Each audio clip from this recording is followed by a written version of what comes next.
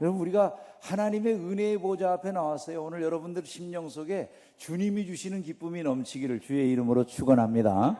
오늘 도피성에 대한 말씀을 우리가 살펴봤는데요. 이 도피성의 은혜가 뭔가? 먼저 이 도피성은 부지 중에 타인의 생명을 해치게 된 하나님의 백성들을 하나님이 돕기 위해서 친히 정해 주신 거예요. 너희에게 말한 도피성들을 너희를 위하여 정하여. 너희를 위하여. 도피성은 하나님이 자기 백성, 특별히 어려움을 당하게 된 자기 백성을 위하여 정하신 거예요.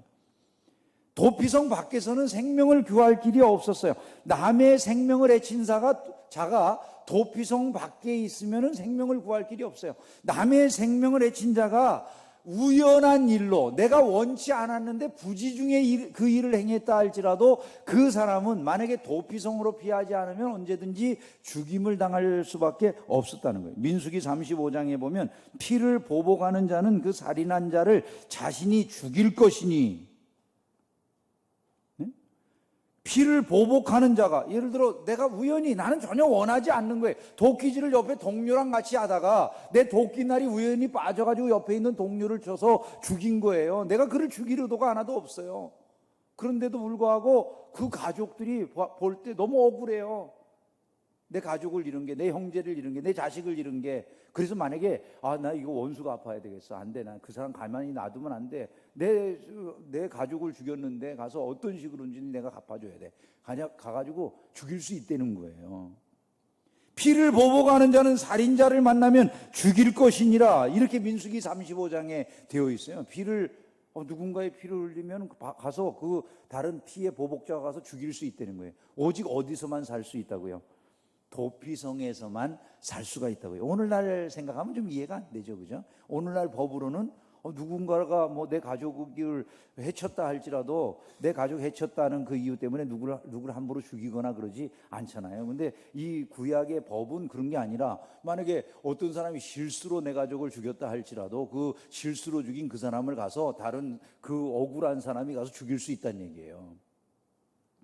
죽이라 그렇게 돼 있다는 거예요. 구약율법은 무서워요, 그죠? 예. 도피성이라고 하는 것을 하나님이 근데 만드셨다고 하는 건 뭘 말하느냐 하면, 하나님이 사람이 실수하고 넘어질 수 있는 존재라는 걸 아셨음을 말씀하는 거예요, 그죠?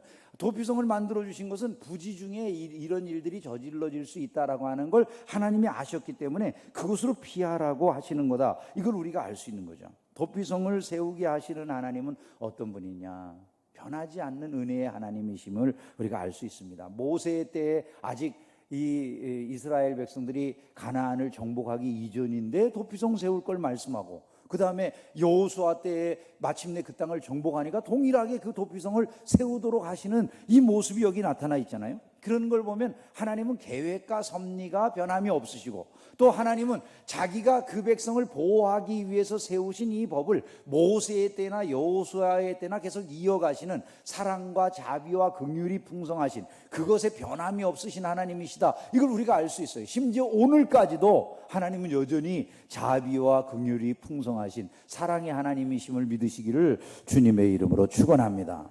이 도피성이 갖는 현대적인 의의는 뭐냐 하면, 도피성은 유일하신 구원자 되시는 예수 그리스도를 우리에게 예표적으로 보여준다, 이걸 우리가 알 수 있어요. 부지중이지만 남의 생명을 빼앗게 되는, 남의 생명을 죽이게 되는 이런 일들이 벌어졌을 때 사람이 자기의 생명을 구할 수 있는 길은 오직 하나밖에 없었다는 거예요. 어디로 피하는 것? 도피성으로 피하는 것. 마찬가지로 죄인이 구원받을 수 있는 유일한 길은 예수 그리스도 한 분밖에 없다, 이것을 우리에게, 이것은 예표적으로 보여준다는 거죠. 성경은 우리에게 이렇게 말씀하잖아요. 다른 이로서는 구원을 얻을 수 없나니, 다른 이로서는 구원을 얻을 수 없나니, 천하 인간의 구원을 얻을 만한 다른 이름을 우리에게 주신 바 없다, 이렇게 말씀하셨어요. 내가 곧 길이요 진리요 생명이니 나로 말미암지 않고는 아버지께로 올 자가 없다, 이렇게 말씀하셨어요. 내가 곧 길이요 진리요 생명. 여기에는 반드시 뭐가 붙어 있다고 그랬어요? 전부 관사가 붙어 있다고요. 우리말로는 표현이 잘 안 되는 건데 유일한 길이라는 거예요. 앞에 이걸 좀 넣어서 해석한다면 내가 유일한 길이다, 유일한 진리다, 유일한 생명이다. 나는 그 길이다, 그 생명이다, 그 진리다, 이런 말이에요. 다른 어떤 것이 대체할 수 없는 딱 그 길, 딱 그 진리, 딱 그 생명, 이런 말씀인 거예요. 예수님은 다른 것이 없다는 거예요. 다른 것이 있다, 예수님 아니라 문선명이 된다, 뭐 예수님 아니라 마호메트가 된다, 예수님 아니라 뭐 다른 그 내가 선한 행실로 된다, 이렇게 말하면 그거 다 거짓말이라는 거예요. 우리가 믿고 싶은 대로 믿는 게 아니라 말씀이 우리에게 교훈하기를 뭐라고 교훈해요? 예수님만이 길이요 진리요 생명이라고 말씀하니까 우리는 이것 외에 행위로 구원받을 길 없다, 이렇게 생각하는 거죠. 우리는 성경의 교훈을 따라서 이 말씀을 받는 거예요. 자, 성경이 우리에게 가르쳐주는 귀한 교훈 가운데 오늘 이 살인한 사람이 우연히, 내가 원치 않았더라도 살인한 사람이 살기 위해서는 반드시 이제 그 도피성으로 피해야 되는데, 도피성에 피한 사람이 자기의 일상으로 돌아가는 게 언제라고 말하느냐 하면, 일상으로 돌아가는 게 대제사장이 죽을 때라고 그랬어요. 이 사람이 회중 앞에서 재판을 받든지 아니면은 또는 대제사장이 죽은 다음에는 자기 일상을 회복하고 돌아갈 수가 있다는 거예요. 그때의 대제사장이 죽으면, 이것이 예수 그리스도를 예표하는 것이 될 수 있다는 거죠. 즉, 이 부지 중에 살인한 자의 회복이라고 하는 것이 대제사장의 죽음하고 밀접하게 연관이 되어 있음을 말씀하는 거잖아요. 신약시대에 이건 어떤 의미가 됩니까? 신약시대의 대제사장은 오직 한 분이신 줄로 믿습니다. 누가 대제사장이라고 그랬어요? 히브리서에 예수 그리스도가 우리의 대제사장이다, 이렇게 말했잖아요. 그러니까 신약의 죄인들이 회복되는 그 방법도 누구의 죽음으로 인해서 회복이 되는 거예요? 예수 그리스도의 죽음을 통해서. 그래서 십자가에 달리신 예수 그리스도가 우리를 살리시는 분이다라고 하는 것들, 우리의 일상을 회복시켜 주시는 분이다, 이런 것들을 이 말씀들이 예표로 보여주고 있다, 그렇게 우리가 생각할 수 있어요. 이 말씀은요, 특별히 이 이제 도피성에 대한 이 말씀은 오늘날의 사법제도에 대해서 우리에게 좀 돌아보게 하는 부분이 있어요. 최근에 우리가 이 법정에서 판결이 내려지는 것, 특별히 살인한 사람들에 대해서 판결이 내려지는 것에 대해서 굉장히 불편한 마음을 이야기하는 분들이 있어요. 가족을 잃어버린 분들 가운데 누군가를 죽였는데 살인에 대한 형량이 너무 적다. 여러분, 그런 얘기 들어보신 적 없으세요? 신문에도 자주 나오는 경우들이 있는데, 어린아이를 성폭행하고 죽였는데 뭐 한 5년 살다가 나온다는 뭐 이런 기사들이 있는 거죠. 사람들이 그런 이야기를 보면서 굉장히 분노하죠. 그죠? 아니, 누군가의 생명을 죽였는데 5년밖에 안 살아? 이런 얘기가 나오잖아요. 그래서 막 거기에 대해서 좀 불만족스러운 이런 그 일들이 토로가 되어지고, 변호사만 좋은 사람 쓰면은 뭐 결국 그냥 아무리 큰 죄를 져도 별로 심각하게 어려움 겪지 않고 나올 수 있는 막 이런 부조리한 사회가 되어 있는 거 아니냐, 뭐 이런 이야기를 합니다. 물론 뭐 자동차 사고라든지 공사장 사고라든지 사고가 많은 이런 시대를 살고 있는 우리들이 내가 원치 않아도 사람이 죽거나 다치거나 이런 일들이 있을 수 있기 때문에, 그런 사회에서 누군가가 그런 일을 저질렀을 때 우리가 지금 현재 일어나는 보험제도라든지 여러 가지 뭐 다양한 사회보장제도를 통해서 이런 문제를 풀어나가고 있는 것이 사실이지만, 그러나 여러분, 이거를 우리가 알아야 된다는 거예요. 자, 그러면 그것으로 과연 모든 것이 끝난 거냐? 네? 자, 내가 자동차 사고로 누구를 우연히 죽였어요. 근데 자동차 사고로 우연히 사람이 죽었는데 보험금이 지불되어지고 며칠 구류를 살다가 내가 나왔어요. 다 해결됐죠, 그죠? 이 법적으로는 해결이 된 거예요. 근데 여러분, 이것의 값이 제대로 지불됐느냐 하면 지불된 게 없어요. 왜냐하면 생명을 내가 원치 않았어도 누군가의 생명을 잃게 했다면, 지금 이 도피성 제도가 우리에게 교훈하고 있는 게 뭐냐면, 생명은 반드시 뭐로 사할 수 있다라고 말하는 겁니까? 생명으로 사하는 것밖에는 다른 방법이 없다는 거예요. 한번 생각을 해보세요. 그 가족을 잃어버린 사람들의 입장에 들어가 본다면 내게 돈을 보상해 줬다고 해서 그 가족에 대한 그 가족의 생명이 보상된 건 아니잖아요. 그러니까 생명의 가치라고 하는 것은 너무나 귀중한 것이기 때문에 지금 돈을 일부 보상받았다고 하는 것으로 인해서 생명의 가치가 지불된 게 결코 아니라는 거예요. 그냥 이 세상에서 그 상황을 지금 서로 양해하고 넘어가는 거예요. 그러나 이 생명을 해친 일들에 대한 문제가 본질적으로 해결된 건 아니라는 거예요. 결국 생명의 주인은 누구시라는 겁니까? 하나님이신 거예요, 실제는요. 그 가족도 아니에요, 사실은요. 하나님이 보낸 생명을 내가 우연하게라도 내가 전혀 원치 않는데도 우연한 사고를 통해서라도 누군가의 생명을 해쳤을 때 그것에 대한 본질적인 책임은 어디에 가서 져야 되는 거예요? 하나님의 존전에서 짓는 거예요. 그래서 결국 용서는 어디서 받는 겁니까? 십자가에 달리신 예수 그리스도를 통해서 본질적인 용서를 받고 그 생명을 끝낸 것에, 내가 생명을 죽인 것에 대한 본질적인 문제 해결을 받는다. 거기에 대한 온전한 가치가 예수 그리스도의 십자가의 은혜로 말미암아서만 지불되는 거라는 걸 믿으시기를 주님의 이름으로 축원합니다. 이게 도피성 제도의 의미가 되는 거예요.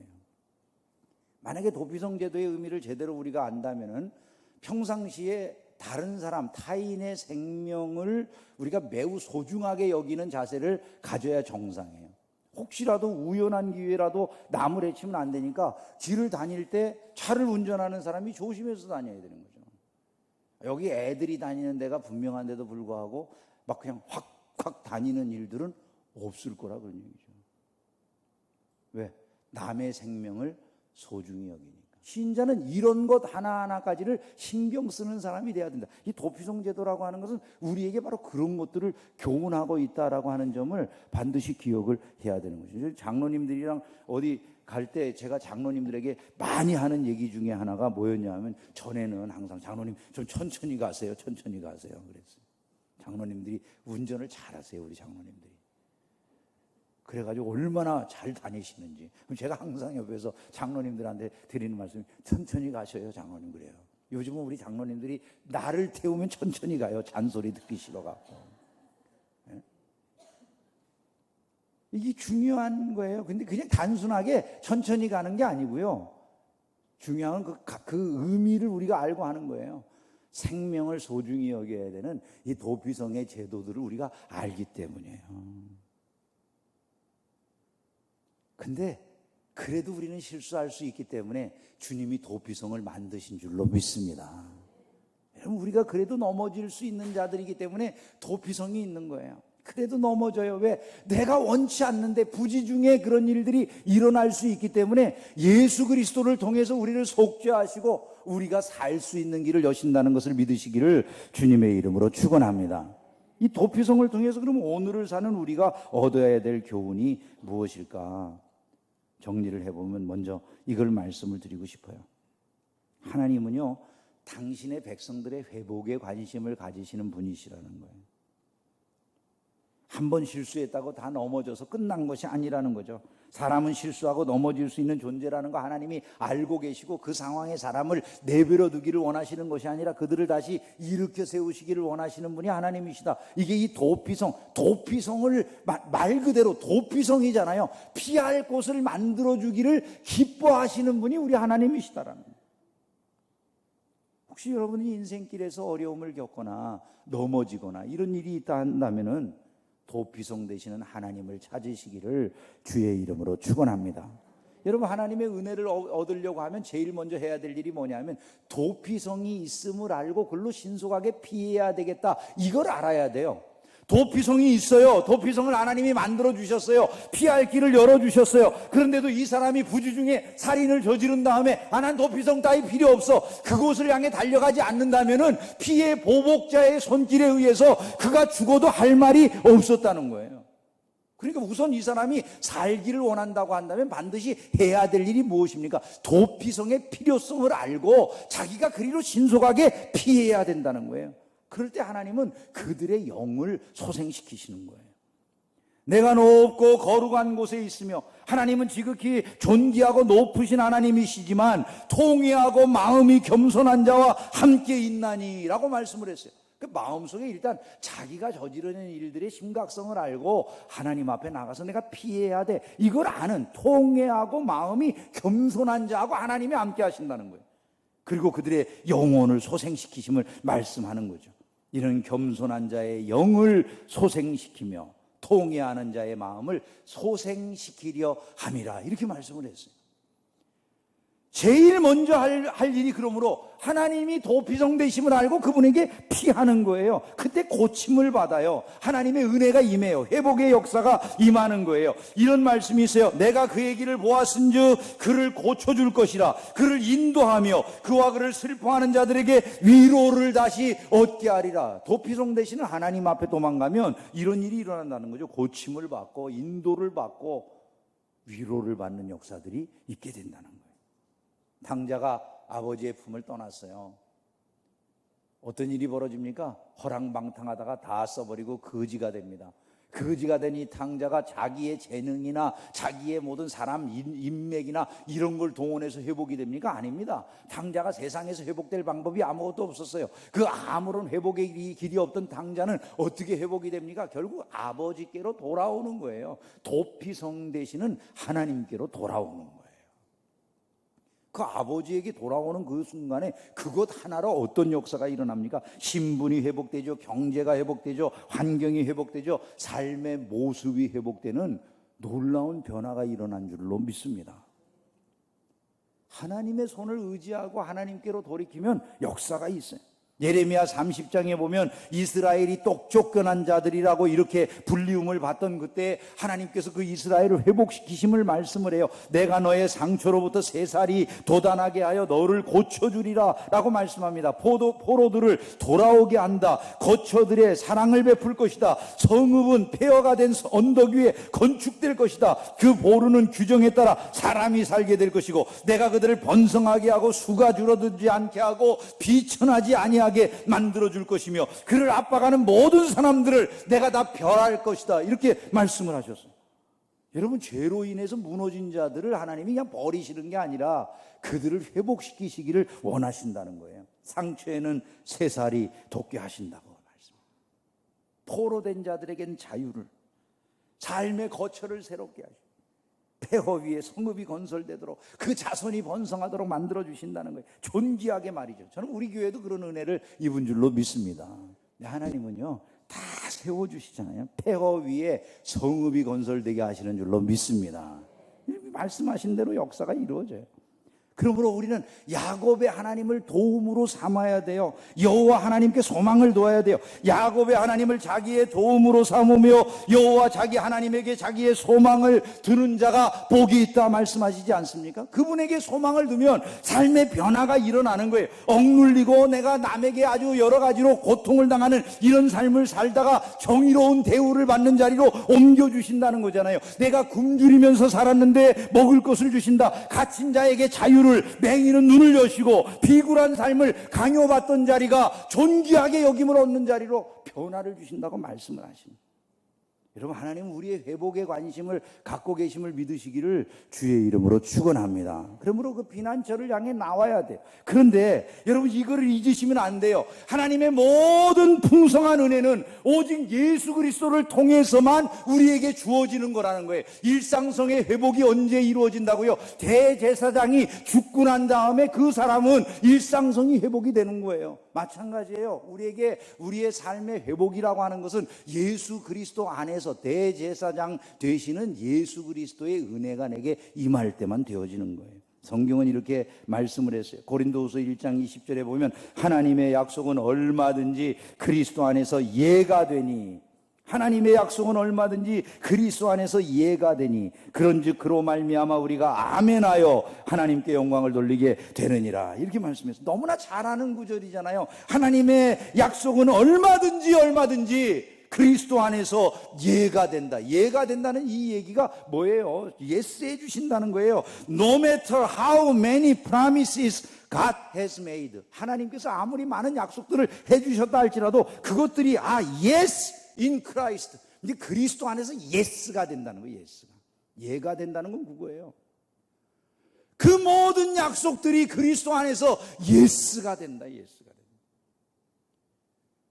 여러분, 약속하신 모든 것을 그리스도 안에서 주신대요. 할렐루야. 그리스도 안에서 주신대요. 그리스도 안에 있으면 어떤 것들이 있다는 얘기예요? 이런 거예요. 그리스도 안에 있으면 정죄함이 없어요.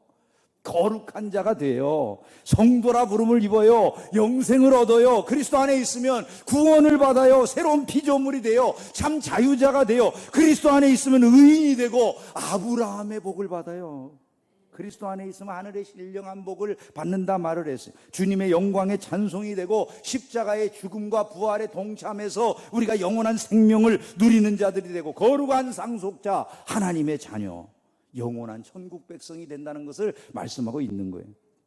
그러면 여러분, 그리스도와 연합하는 것보다 더 귀한 일이 없잖아요. 그죠? 그리스도와 연합하셨습니까? 그리스도 안에 들어가셨습니까? 그리스도 안에서 모든 하나님의 약속이 언제든지 얼마든지 다 우리에게 예스가 된다. 그리스도 안에 계세요? 여러분은 언제 그리스도 안에 계시게 되셨어요? 뭘로 여러분들이 그리스도 안에 있음을 아세요? 성경은 우리가 그리스도 안에 있게 되는 진리를 이렇게 말씀을 해요. 우리가 그리스도를 먹으면 된다는 거예요. 요한복음 6장 53절과 56절에 보면 내가 진실로 너희에게 이르노니, 같이 읽어봅시다. 인자의 살을 먹지 아니하고 인자의 피를 마시지 아니하면 너희 속에 생명이 없느니라. 내 살을 먹고 내 피를 마시는 자는 내 안에 거하고 나도 그의 안에 거하나니. 자, 예수 그리스도 안에 거한다라고 하는 이 말이, 그리스도 안에 있다라고 하는 말이 무엇을 할 때 이루어지는 일로 표현이 되어 있어요? 예수 그리스도의 피와 살을 먹고 마실 때. 자, 그러면 여러분, 예수 그리스도의 피와 살을 먹고 마시셨어요? 언제? 본 적도 없잖아요. 예수님의 피와 살을 언제 먹고 마셨어요? 성찬을 말하는 걸까요, 여러분? 이게 성찬의 떡과자는 아니에요. 예수 그리스도의 살과 피를 먹고 마신다라고 하는 말은 이런 얘기예요. 우리가 요한복음 6장을 보면은 금방 알 수 있어요. 여러분, 요한복음 6장을 펴보시면 요한복음 6장 47절에 이런 말씀이 있어요. 믿는 자는 영생을 가졌나니, 이런 말씀이 나와요. 그리고 51절 말씀으로 가서 보면 이 떡을 먹으면 영생하리라, 이렇게 되어 있어요. 그러면 믿는 자가 되는 것과 떡을 먹는 자가 되는 게 같은 개념이라는 거예요. 즉 아까 말씀한 것처럼 제가 먹어야 된다, 예수님을 먹어야 된다라고 하는 말은 무엇을 말하는 거겠어요? 예수님을 믿어야 된다는 거예요. 근데 왜 먹는 것으로 그게 표현이 됐을까요? 왜 하필이면 먹어야 된다고 표현했을까요? 그 먹는다라고 하는 것이 가지고 있는 지극히 개인성을 말하는 거예요. 개인적인 면. 그 개인적인 면이라는 건 뭐냐면, 먹는 것은요, 내가 먹었는데 내 집사람이 살 안 쪄요. 무슨 말씀인지 이해가 되죠? 내가 먹으면 내가 살이 찌는 거예요. 그죠? 내 집사람이 먹는데 내가 살을 찌는 게 아니에요. 내가 안 먹으면 내가 죽어요. 그죠? 먹는 것 자체라는 게 지극히 개인적인 거라는 거예요. 먹으면 산다라고 하는 이 말로 표현되는 것은 그리스도와의 관계가 지극히 개인적인 것이다라고 하는 걸 우선은 말씀하는 거예요. 그리고 먹느냐 안 먹느냐라고 하는 것은 실제적으로 내가 이걸 먹는 행위를 하는 것은 내 삶과 생명과 직접적으로 관련이 있다라는 걸 확신함으로 인해서 이루어지는 일들을 말하는 거예요. 즉 예수 그리스도를 먹어야 된다라고 하는 그 말은 그냥 단순하게 내가 믿습니다라고 하는 입술의 고백과는 너무나 다른 차원이라는 거예요. 내가 이 음식을 먹어야만 반드시 산다. 굶주린 자가 이 생명을 얻기 위해서 이것 없으면 살 수 없다라고 하는 그 마음으로 음식을 취하여 드리듯이, 예수 그리스도가 아니시라면 나에게 생명은 없다라는 생각으로 그분을 믿는 자세를 의미하는 거다, 그런 말씀이에요. 그때 어떤 역사가 일어난다고요? 하나님의 약속하신 모든 약속이 얼마든지 다 예스가 된다. 예스. 우리의 삶에 필요한 것들이 무엇입니까? 요즘 보면 우리가 넘어야 될 인생의 산들이 너무 많은 것 같아요. 근데 여러분, 그 산들을 보기 전에요, 하나님을 보셔야 돼요. 하나님. 피난처가 있잖아요. 도피성이 있잖아요. 그가 도우시면 못할 일이 없어요. 그분과 함께라면 적군을 향해 달릴 수 있는 거예요, 신자가. 그분과 함께라면 얼마든지 높은 담이라도 뛰어넘을 수 있는 거예요. 그분이 함께하면 이기지 못할 일들이 없는 거예요. 하나님이 우리를 사랑하시고 우리를 회복시키시기를 원하시는 분이시기 때문에, 그리고 그분의 모든 약속이 그리스도 안에서 예스가 될 것이기 때문에 우리는 좌절할 이유가 없는 것이죠. 예수와 하나 되기를 주의 이름으로 축원합니다. 십자가의 은혜가 내 것임을 알아야 돼요. 지극히 개인적으로 주님과의 관계 속에 들어가셔야 돼요. 그 속에서 주께 아뢰이실 때 무엇이든지 내 이름으로 구하라, 그리하면 이루리라. 변하지 않으시는 하나님의 은혜와 복이 과거와 같이 오늘도 동일하게 저와 여러분의 삶에 임함을 믿으시기를 주의 이름으로 축원합니다. 기도하겠습니다.